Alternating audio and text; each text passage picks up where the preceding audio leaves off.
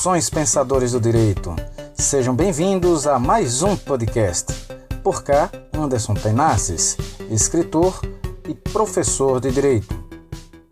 Na aula de hoje falaremos sobre a teoria das dimensões do desenvolvimento sustentável e as 17 ODS da Organização das Nações Unidas. Vem comigo! Você deve estar pensando, o que é essa teoria das dimensões do desenvolvimento sustentável? Bem, a teoria das dimensões da sustentabilidade, ela foi criada pelo economista Ignasi Sachs. A teoria das dimensões do desenvolvimento sustentável vem complementar aquele conceito trazido pela Comissão Mundial do Meio Ambiente no relatório Nosso Futuro Comum, lá em 1987. Naquela época, o desenvolvimento sustentável foi definido como sendo aquele que busca as necessidades presentes sem comprometer a capacidade das gerações futuras de atender suas próprias necessidades. Com o passar dos anos, chegou-se à conclusão que o desenvolvimento sustentável precisava, com certa urgência, sair do mundo das ideias e se tornar realidade. E para isso, o principal foco era trabalhar a viabilidade do desenvolvimento sustentável em diversos aspectos: o aspecto territorial, social, ambiental, cultural, econômico e tecnológico. Não apenas aqueles 3 pilares que tinham sido fomentados através do conceito embrionário de ecodesenvolvimento, que mais tarde foi aperfeiçoado pelo próprio Ignasi Sachs, colocou o desenvolvimento sustentável pautado nos 3 pilares: no pilar da economia, no pilar ecológico e no pilar social, todos harmônicos e independentes entre si, interligados. E o que vem a ser necessariamente a teoria? A teoria das dimensões da sustentabilidade de Ignasi Sachs, ela considera que o desenvolvimento sustentável está encoberto por 8 dimensões. São elas: ecológica, econômica, social, cultural, psicológica, territorial, política e internacional. Ela também entende que cada dimensão possui institutos e características próprias, de tal forma que o desenvolvimento sustentável, por si só poderá ser alcançado quando todas essas estiverem materializadas. Também entende que a dimensão possui institutos e características próprias, de tal forma que o desenvolvimento sustentável, per si, somente é alcançado quando todas as estiverem materializadas, ou seja, tanto ambiental como na territorial, cultural, social, de tal sorte que somente a partir dessa interligação desses 8 fatores, dessas 8 dimensões tornada realidade, é que teríamos a eficácia do chamado desenvolvimento sustentável. Então, na realidade, esse conceito aprofundado trazido por Ignasi Sachs, ele transcende a simples ideia de crescimento econômico relacionado à proteção do meio ambiente. Inclusive, essa ideia de Ignasi Sachs foi reforçada por 2 teóricos, Christian Luiz da Silva, que apontou que o desenvolvimento sustentável seria o resultado da interação social em um determinado espaço, com bases culturais cultivadas no decorrer do tempo, com finalidades econômicas e obedecendo às instituições reconhecidas naquela sociedade e considerando a manutenção do estoque ambiental existente. Outro teórico que validou a ideia de Ignasi Sachs foi Tarrega e Pérez. Os dois apontaram que o desenvolvimento sustentável engloba mais que o crescimento econômico e proteção ambiental, pois ele é calcado também na ideia de equidade social e bem-estar, que constitui o seu 3º pilar. Reconheceu-se aí que tanto a pobreza como a riqueza extremas pressionam o meio ambiente. Portanto, ao se falar em desenvolvimento sustentável, deve-se considerar também o desenvolvimento social e que o crescimento econômico coexista com a pobreza disseminada. Por fim, é interessante que nós fomentemos a ideia que o uso sustentável dos recursos naturais auxilia a realização da equidade social. Mas Ignasi Sachs, é importante saber, ele pautou aí, inclusive ele faz considerações em 3 conceitos: o conceito fundamentalista, o conceito mitológico e o conceito humanista. O conceito fundamentalista, ele trazia a ideia do desenvolvimento econômico que foi fomentado durante a década de 70. Né? A ideia de que o crescimento econômico estava alinhada à base do PIB. Né? O principal fator de medição aí do desenvolvimento sustentável, o desenvolvimento econômico, era justamente o PIB, a renda per capita de cada país. Né? E o problema é que uma das críticas que Ignasi Sachs faz a esse momento histórico, né, essa ideia de desenvolvimento econômico que foi bastante difundida lá na década de 70, é justamente a ideia vendida de que o desenvolvimento que tinha como referência os Estados Unidos, ele seria uma decorrência natural do crescimento econômico em razão do efeito cascata. E de tal sorte, e aí eu vou acabar entrando agora no conceito mitológico, vendia-se a ideia de que em algum momento histórico, um país, independente da sua condição social e econômica, em algum momento histórico ele poderia galgar o status, né, de países desenvolvidos, que os países, a exemplo da França, dos Estados Unidos e da Alemanha, alcançam atualmente, né? Entretanto, a história mostrou que isso não é verdade. Né? Pegando como referência as diretrizes que foram colocadas em prática desde a Conferência de Estocolmo, lá em 1972, verificou-se que muito pouco em prol do meio ambiente foi realizado, e o pior, os níveis de desigualdade, os países que apresentavam PIB baixo continuaram baixo, né? Países que apresentavam índices alarmantes de extrema pobreza vieram agravar esses índices ao longo dos anos. Então, aquilo que era prometido pelo conceito fundamentalista e reforçado lá no conceito mitológico, mostrou-se que não era viável. Inclusive, o relatório Meadows, que trouxe para nós lá dos limites do crescimento, tem uma visão apocalíptica de que, se a humanidade não repensasse a sua interação com a natureza, e aí pautado no teorema de Malthus, que colocava que o crescimento na produção de alimentos seguia uma progressão aritmética, enquanto que o crescimento populacional seguia uma progressão geométrica. E o que seria o conceito mitológico, né?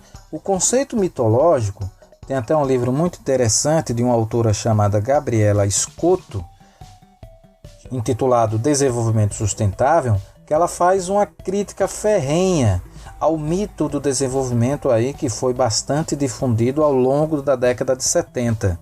A ideia de que para uma sociedade alcançar o desenvolvimento econômico, ela deveria pautar o desenvolvimento da sua sociedade no pilar da industrialização e da urbanização, o que o tempo mostrou que é uma ideia plenamente equivocada. A noção de desenvolvimento sustentável nada muda a visão do desenvolvimento econômico, sendo ambas o mesmo mito. Aqui podemos fazer um link em face de uma das propostas, né, trazida lá pelo Clube de Roma, a teoria do crescimento zero e a teoria do crescimento estacionário.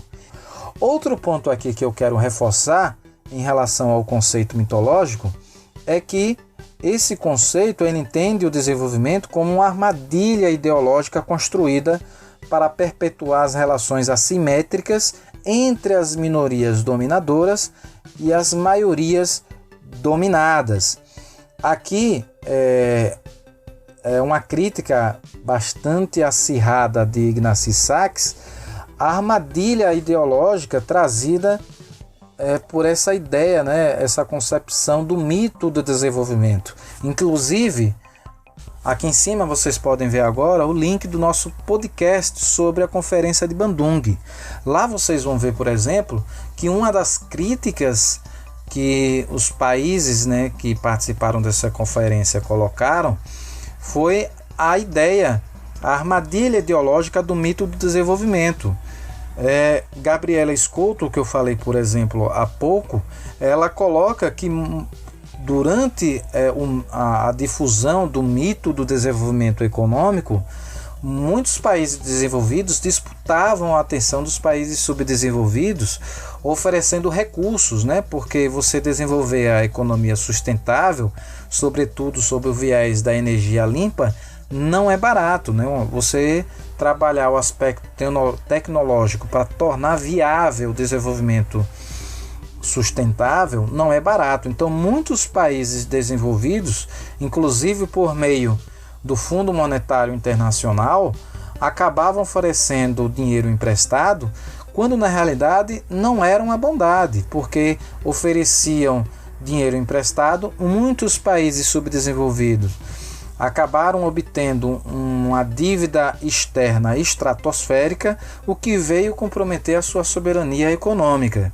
Então, quando Ignasi Sachs faz uma crítica e chama de armadilha ideológica, é justamente aí ele está linkando o mito do desenvolvimento econômico, o mito do padrão societário e desejável, justamente aí com a crítica que os países que participaram da conferência de Bandung colocaram lá na conferência de Bandung. Inclusive, trouxe à baila o termo cooperação, que foi incorporado por todas as conferências a partir de 1955. Colocou-se ali o Japão como referência mundial, como potência mundial, e a partir daquele momento os países subdesenvolvidos passaram a ter voz, passaram a ter uma participação ativa na questão do desenvolvimento econômico, na questão ambiental, de tal sorte que antes eles eram vistos apenas como fonte de recursos naturais. Ainda seguindo aqui esse mito do desenvolvimento dentro desse conceito mitológico, chegou-se à conclusão que para muitos países não haveria recurso tecnológico nem econômico para transformar o desenvolvimento sustentável em uma realidade. Por isso, para alguns países restaria apenas a busca pela sobrevivência. E a partir desse entendimento que alguns países não teriam condições tecnológicas ou econômicas de promover desenvolvimento sustentável, é que já lá na conferência ECO 92 e na Rio+20 e todas as outras seguintes, abraçou-se a meta da erradicação de pobreza.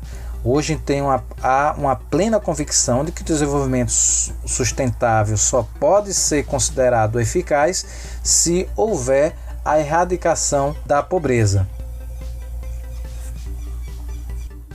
O terceiro conceito aí que está linkado aí à teoria das dimensões de Ignasi Sachs é o conceito humanista. Ele tem norteado as conferências desde a conferência ECO 92.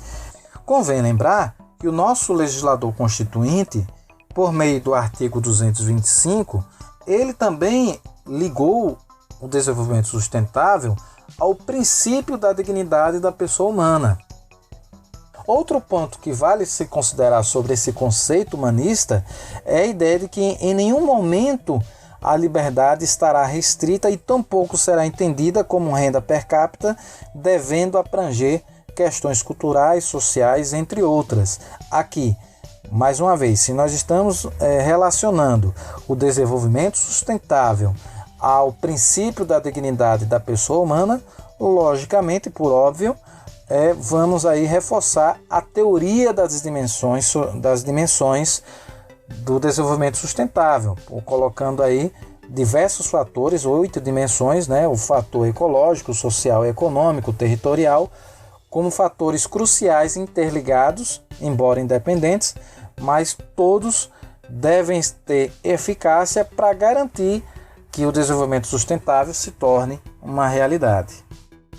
O conceito de desenvolvimento sustentável que foi trazido pela Comissão Mundial do Meio Ambiente por meio do relatório Nosso Futuro Comum.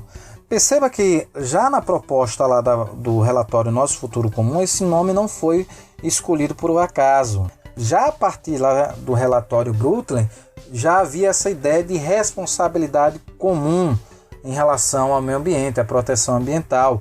É aí, mais uma vez, a fomentação do princípio intergeracional, que inclusive no finalzinho lá do artigo 225 da Constituição Federal, o legislador constituinte, lembrem, eu falei há pouco, ele coloca que impõe-se, né, não é uma faculdade, impõe-se ao poder público e à coletividade, ou seja, todos nós, o dever de defender o meio ambiente e preservá-lo para as presentes e futuras gerações. Olha o desenvolvimento sustentável aí, trazido pelo legislador constituinte de forma implícita. Temos aí o princípio intergeracional. Mais adiante, para nós entendermos o que seria essa teoria das dimensões do desenvolvimento sustentável, é importante que tenhamos bem claro a diferença do termo ecodesenvolvimento e o termo desenvolvimento sustentável. Convém lembrar que Ignaz Sachs foi o criador do termo ecodesenvolvimento. O termo desenvolvimento sustentável, como nós o conhecemos hoje, foi publicado num relatório Nosso Futuro Comum, um relatório Brundtland, lá em meados de 1987. E agora vamos discernir sobre cada dimensão. O que seria a dimensão ecológica? A dimensão ecológica é caracterizada pela compreensão e respeito às dinâmicas do meio ambiente. Ela exige a reflexão de que o ser humano não é dono do meio ambiente.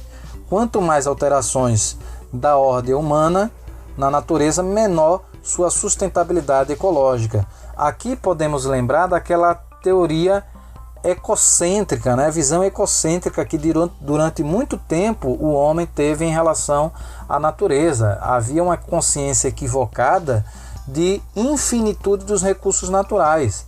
E todas as tragédias ambientais que aconteceram ao longo da década de 70 e 80, por exemplo, a tragédia da Índia, da usina de Bhopal, da indústria de Bhopal, né? A própria tragédia da usina de Chernobyl em 1986, todas essas tragédias trouxeram um alerta sobre essa interação equivocada que o ser humano estava lidando com a natureza de forma irresponsável e inconsequente, né? Ele não é dono da natureza. E mais, convém lembrar lá o alerta dos limites do crescimento lá, trazido pelo relatório Meadows, né? Que se o ser humano não repensasse sua interação com a natureza, fatalmente ele seria levado à sua extinção.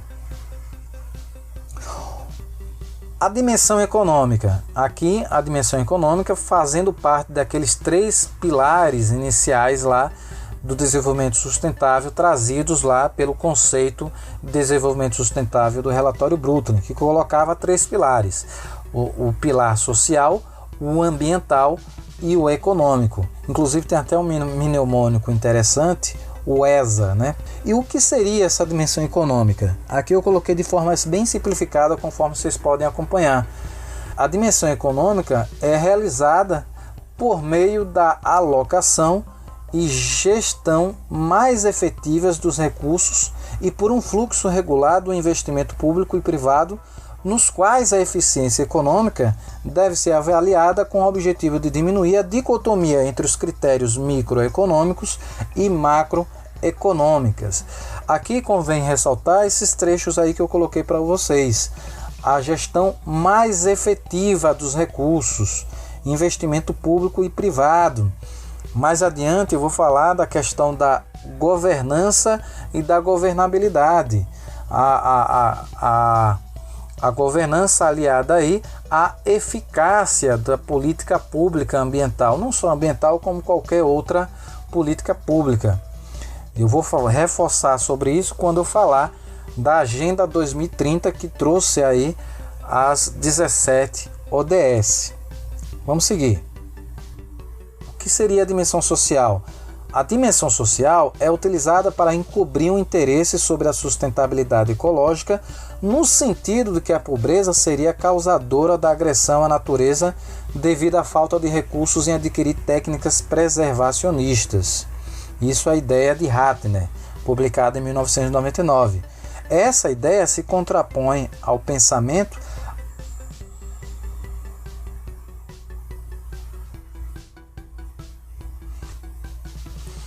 A dimensão social é uma resposta à ideia de que o aspecto social ele servia para encobrir o interesse sobre a sustentabilidade ecológica, no sentido de que a pobreza seria causadora da agressão à natureza, devido à falta de recursos em adquirir técnicas preservacionistas.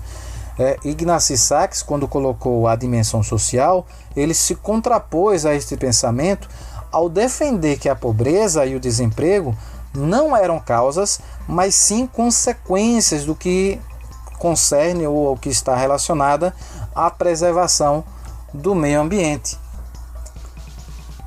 E o que seria a dimensão espacial? Para Ignasi Sachs, a dimensão espacial ela abrange a organização do espaço e obedece a critérios superpostos de ocupação territorial e entrelaçados em uma rede natural duradoura para tentar recuperar, com esta complexa e diversificada trama, a qualidade de vida e a biodiversidade e a escala humana em cada fragmento, em cada base aí do sistema. E o que seria a dimensão cultural, segundo Ignasi Sachs? A dimensão cultural é a promoção, preservação e divulgação da história, das tradições e dos valores regionais, bem como acompanhamento de suas transformações. Para que essa dimensão seja atingida, é necessário valorizar culturas tradicionais, divulgar a história da cidade, garantir oportunidades de acesso à informação e ao conhecimento a todos e investir na construção, reforma ou restauração de equipamentos culturais. Convém lembrar que, por meio da Emenda Constitucional número 96 de 2017, foi acrescentado ao texto constitucional, acrescentado ao artigo 225 da Constituição Federal, parágrafo 7, que vai falar justamente da utilização de práticas desportivas que utilizam animais. Vale lembrar que o parágrafo 7 ele diz o seguinte, acompanhe comigo. Para fins do disposto na parte final do inciso 7 do parágrafo 1º deste artigo, não se consideram cruéis as práticas desportivas que utilizam animais, desde que sejam manifestações culturais, conforme o parágrafo 1º do artigo 215 da Constituição Federal, registradas como bem de natureza imaterial, integrante do patrimônio cultural brasileiro, devendo ser regulamentadas por lei específica que assegure o bem-estar dos animais envolvidos. A Emenda Constitucional número 96 de 2017, ela colocou 3 condicionantes para a liberação de práticas desportivas que utilizam animais. Ou seja, acompanhe comigo. Percebam que a Emenda Constitucional coloca o seguinte: não se consideram cruéis as práticas desportivas que utilizam animais, desde que, aí nós temos o primeiro condicionante, desde que sejam matérias culturais. E não bastaria aí a mera alegação, eu tenho uma rinha de galinha, isso é cultura lá na minha comunidade. Isso não basta, né? Ela continua não sendo liberada. Por quê? Porque além do condicionante, né, o desde que, de que seja considerada uma manifestação cultural, a Emenda Constitucional coloca que ela deve ser registrada como bem de natureza imaterial integrante do patrimônio cultural brasileiro. Então, não é qualquer uma prática desportiva que utilizem animais. Então, além de ter esse reconhecimento como manifestação cultural, ela deve estar registrada como bem de natureza imaterial integrante do patrimônio cultural.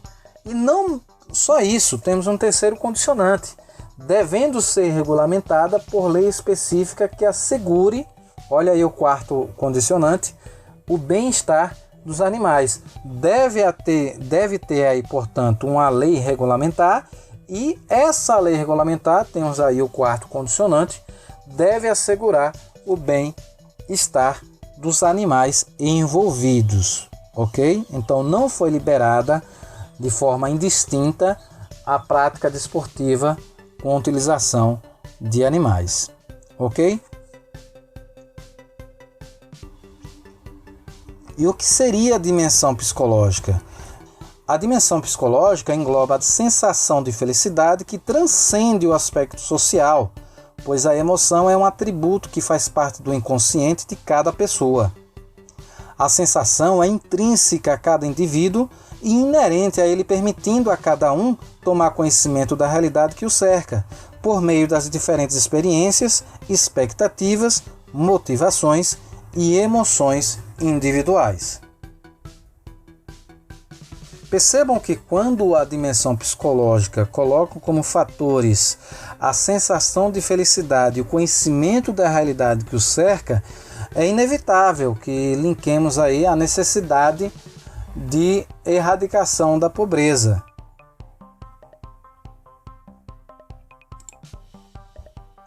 E o que seria a dimensão política? A dimensão política está subdividida em política nacional e política internacional.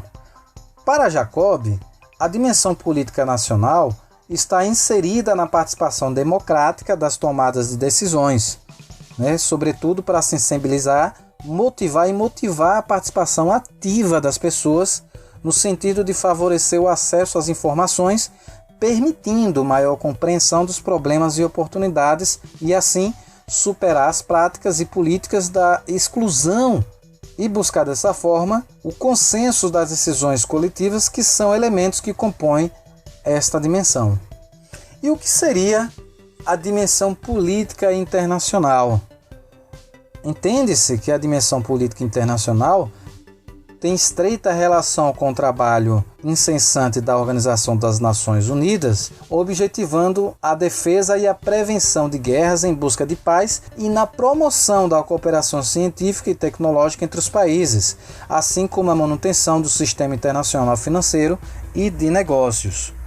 Não por acaso, temos diversos mecanismos de controle internacional, protocolos, convenções, carta de intenções e etc.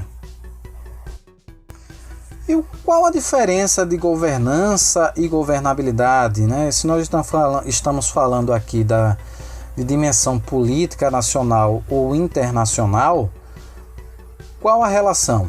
Bem, a governabilidade está ligada à possibilidade de interlocução do chefe do executivo, quer seja municipal, estadual ou federal, com o poder legislativo para transformar ideias ambientais em legislação e dessa forma garantir eficácia, tornar realidade.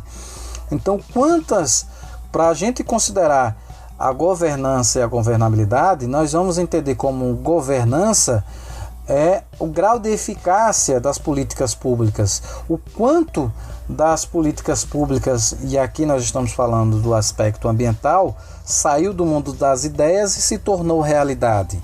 Então, toda essa capacidade do chefe do executivo transformar um programa ambiental em realidade, não deixar para a gestão seguinte, nós chamamos aí de governança.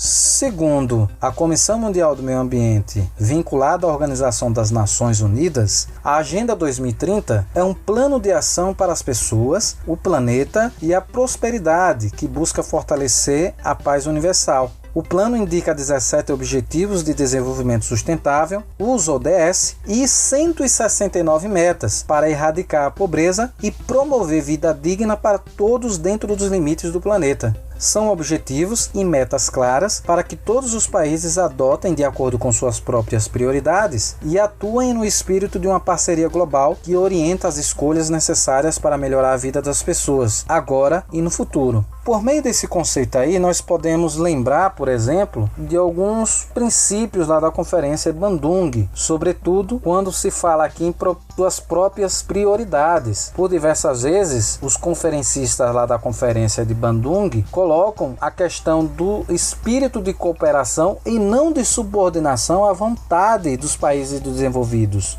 Então, todo e qualquer país que abraçar a causa ambiental deve seguir um plano de cooperação e não de subordinação, respeitando a autodeterminação de cada país. A ideia primordial é essa, que nascida lá, fomentada, plantada lá na Conferência de Bandung em 1955.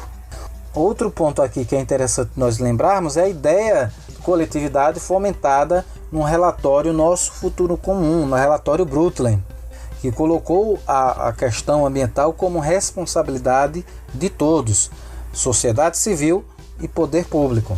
Num aspecto evolutivo aí, percebam, minha gente, que é muito interessante vocês acompanharem a evolução do pensamento do desenvolvimento sustentável, tendo a ideia embrionária lá do ecodesenvolvimento, o conceito do relatório Brundtland pautado em 3 pilares, o pilar social, ambiental e econômico, e de acordo com o conceito humanista, e agora aqui como objeto da nossa aula, a teoria das dimensões do desenvolvimento sustentável, houve uma evolução. Então, dentro dessa evolução, antes de nós chegarmos às ODS, tivemos publicação dos objetivos do milênio. Muitos desses objetivos foram incorporados pelas 17 ODS aí publicadas na Agenda 2030.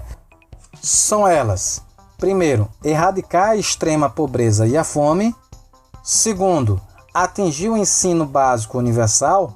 Convém lembrar aqui, abrir um pequeno parênteses, que o legislador constituinte, através do artigo 225, parágrafo 1º, inciso 6, colocou que é dever do poder público promover a educação ambiental em todos os níveis de ensino e a conscientização pública para a preservação do meio ambiente, perfeitamente ligado aí aos objetivos do milênio, objetivo número 2. Terceiro objetivo, promover a igualdade de gênero e a autonomia das mulheres. Quarto objetivo do milênio, reduzir a mortalidade infantil. Quinto objetivo, melhorar a saúde materna.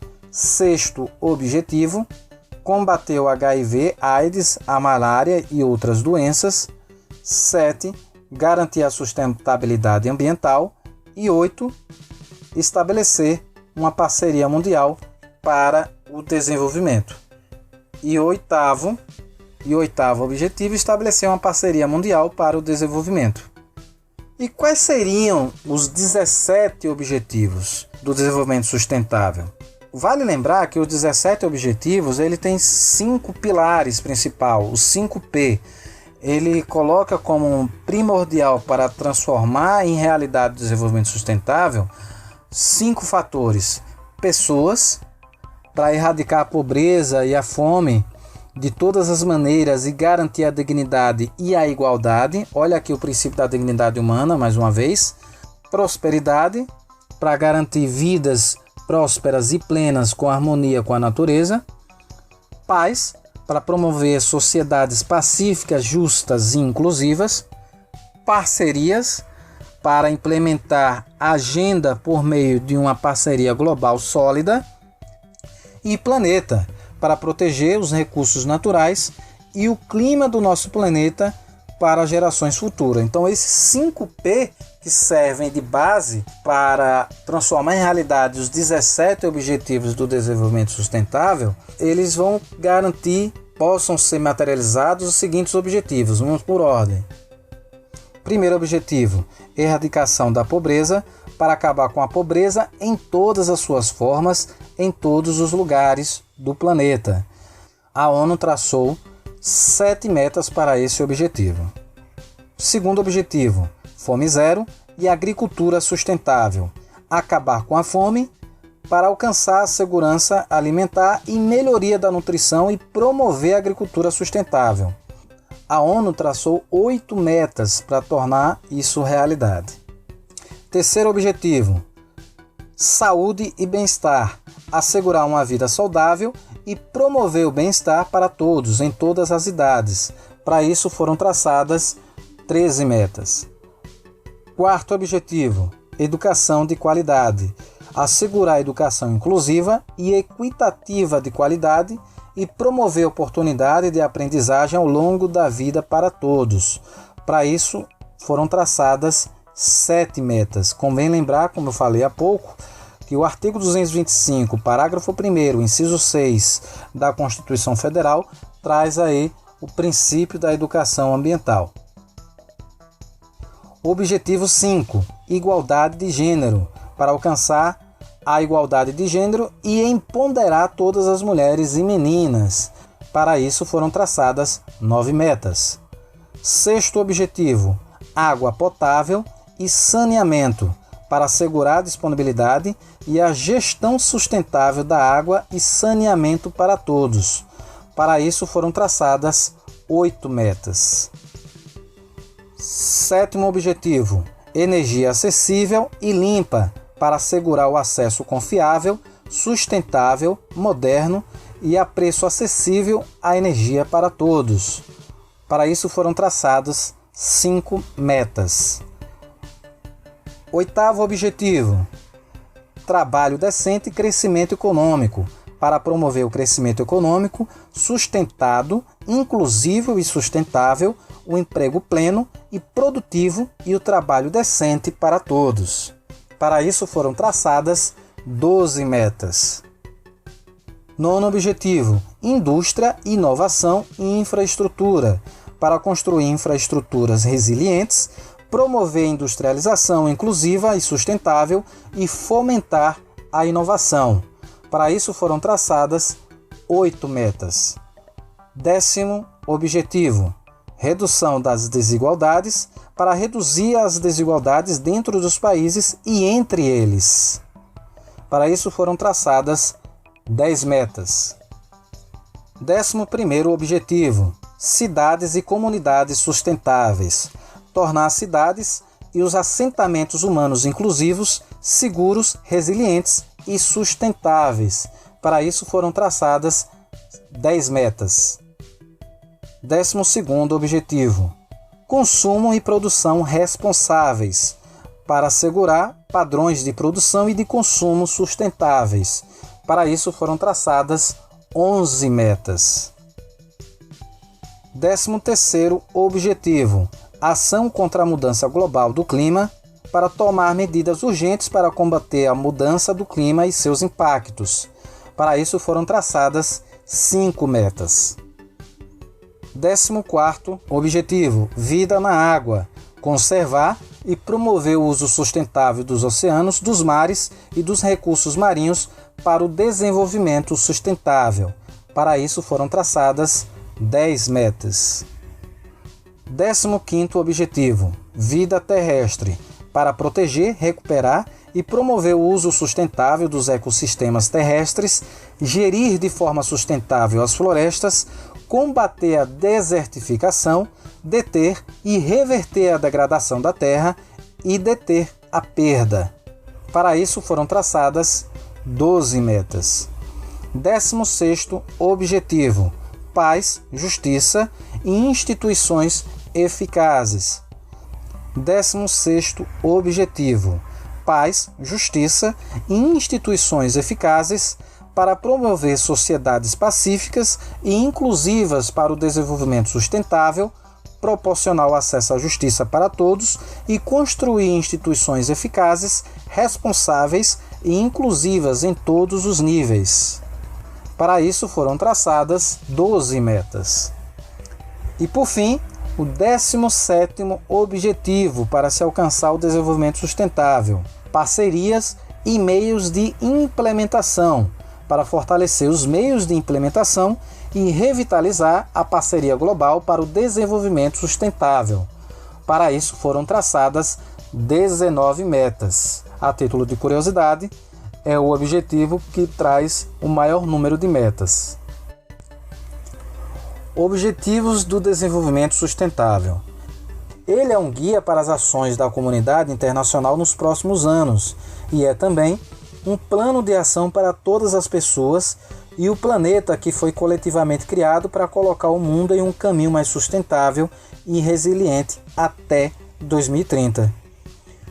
Os 17 objetivos são integrados e indivisíveis e mesclam de forma equilibrada as 3 dimensões do desenvolvimento sustentável: a economia, a social e ambiental. São como uma lista de tarefas a serem cumpridas pelos governos, a sociedade civil, o setor privado e todos os cidadãos na jornada coletiva para um 2030 sustentável. Nos próximos anos de implementação da Agenda 2030, os ODS e suas metas irão estimular e apoiar as ações em áreas de importância crucial para a humanidade. Ao combinar os processos dos Objetivos do Milênio e os processos resultantes da Rio+20, a Agenda 2030 e os ODS inauguraram uma nova fase para o desenvolvimento dos países, que busca integrar por completo todos os componentes do desenvolvimento sustentável e engajar todos os países na construção do futuro que todos nós queremos. Gostou? E aqui finalizamos o nosso podcast sobre a teoria das dimensões e os 17 objetivos do desenvolvimento sustentável, aliado aí à Agenda 2030. Espero que tenham gostado. Para receber notificação sobre os próximos podcasts, não se esqueça de se inscrever em nosso canal. Seja bem-vindo. Um abraço e até a próxima.